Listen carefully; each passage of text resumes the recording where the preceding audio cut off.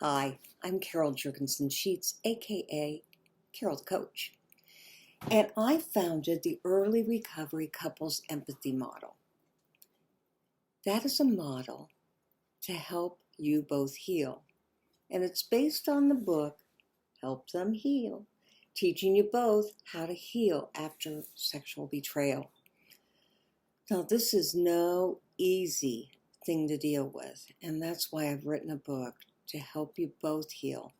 And what I know is not everybody has a therapist, not everybody has a coach, and not everybody has a specialized professional that knows how to do this work.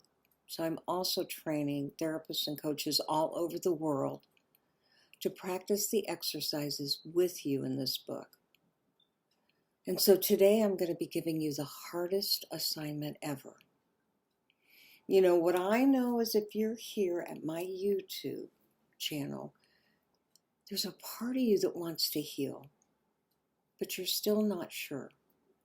You're reeling from a lot of emotional betrayal, and you're not thinking straight if you're a partner. You're not knowing how to feel. Your feelings are all over the place. You're probably experiencing intermittent explosive disorder. You wake up in a terror. You have panic attacks. Your life feels and has become unmanageable. And yet you're here at my channel to try to understand what the heck happened. And is there any way that you can put the relationship back together? So I hope you're both sitting before me because I want to talk to you about the hardest assignment in the book. I put it right at the beginning because I believe that it's the hardest exercise because I ask you to declare an intention.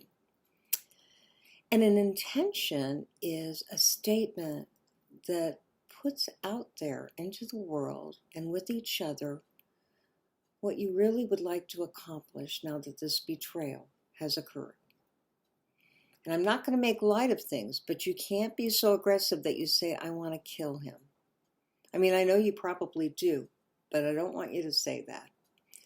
Instead, I want you to think about what is the possibilities for you 3 months, 6 months, 24 months down the road. You see, we know that it takes anywhere from a year to 5 years to heal from this terrible injustice. And I say injustice because he never meant to do this. It was a byproduct of his addiction. He didn't ask for the addiction. He didn't want the addiction. And yet the addiction became the compulsion that hijacked his brain and made him do these terrible things. And certainly nobody wanted you to suffer like you've been suffering as a partner. Your brain has been hijacked and you don't know how to proceed. And so that's what I'm going to help you with. And I want you to do that by starting out with an intention. So if you turn to page 23 of Help Them Heal, I'm going to want you to think about what you might want for this marriage in the long haul. And yet you may answer it from a shorter perspective. You know, I asked partners to do this assignment, and here's some of the things that they said. They said, as a partner, I am willing to watch him work diligently on his own personal recovery and learn the skills to repair our relationship. That is my intention. Another partner wrote, as a partner, I want us to get through this, and I would like and would hope that there may be a possibility through God's willingness that we can have a faith-filled, honest marriage, so I will be open to the changes that he is making. You know, that can be quite a problem because when he makes the changes, you're so hurt that you don't believe they're possible. Another partner said, I will watch my husband's progress and assess whether I can be safe in this marriage. Okay, that's not asking too much. So it's not saying, I want us to be better and never think about this again. It's being very realistic, but there's a tinge of optimism, a hope that things can get better. Now, intentions for the addict are on page 24, and they go like this. As an addict, I will do whatever it takes to help her heal and validate her anger and all the rest of her emotions as she works through the process of partner betrayal. Another addict said, as an addict, my intention is that I will learn the skills to rebuild this relationship that I destroyed, and I'll be patient when she pushes back and doesn't trust me or believe in my changes. Another addict said, I will develop the empathy skills so I can begin to be worthy of her trust. Okay, so now I want you to think about what you would like.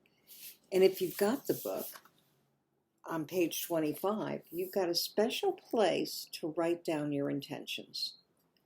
But if you don't have the book yet, and I'm assuming you'll get it, and I guess I better tell you, it's really not out yet. This is May 4th, and it is available through my publisher, Sano Press. That's www.sano, SANOPRESS.com. And if you order in May, you get a 10% discount. Now, I want you to sit and think about what can you realistically set for an intention, no matter what stage of partner betrayal you're in.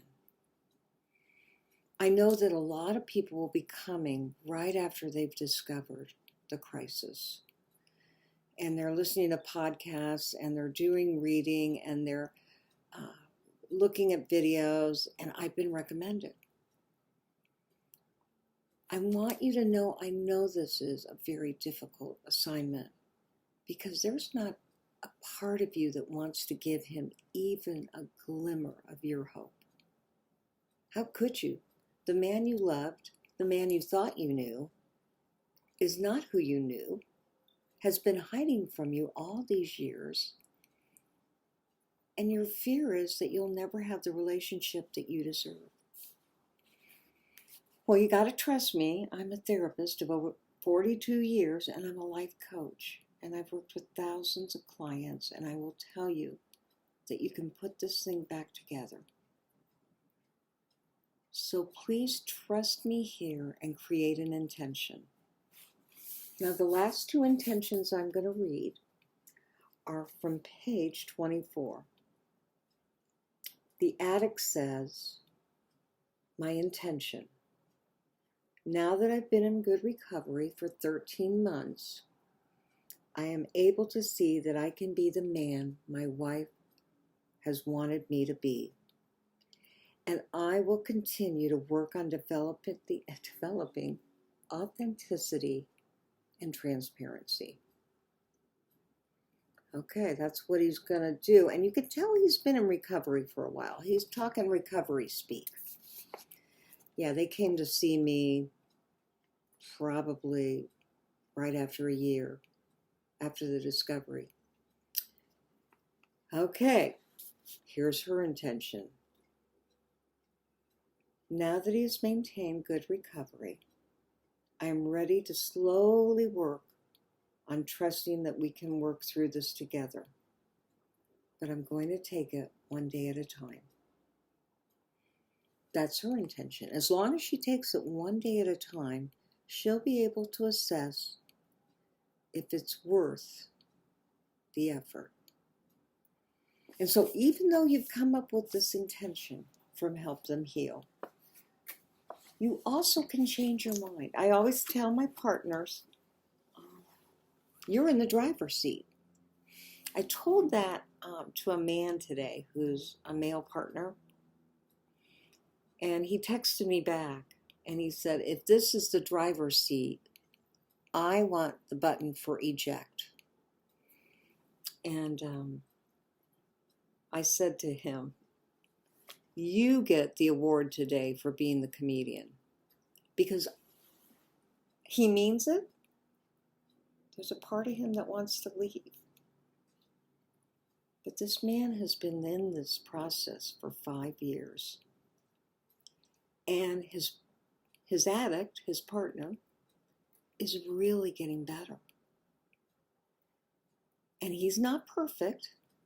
This is a gay couple. His addict is not perfect, but he's made incredible changes. And so that's what we're looking for in Help Them Heal. We're here to help you to learn what you can do to rebuild the trust that's been broken. And if you're lucky enough to be able to afford and go to an ERCEM specialist, you might go to my directory, www.sexhelpwithcarolthecoach, and then look for the directory and see if there's anybody close to you who can help facilitate the process. They've all been trained. Many of them have been certified. Some of them are in the process. They're incredible people that wanted to learn this material because they want to help couples. And last but not least, if you can't find somebody in your state, your country, look for somebody who's a designated coach, because they can cross state lines. They've been trained. They know how to do this work. And they're not constrained by the rulings of each individual state that says you can only see people if you're licensed in the state that you work in. That's the good news, is that there are plenty of people for you. All right. Until we meet again, get that intention statement done. It's the start of rebuilding the relationship, as my partner said, one day at a time.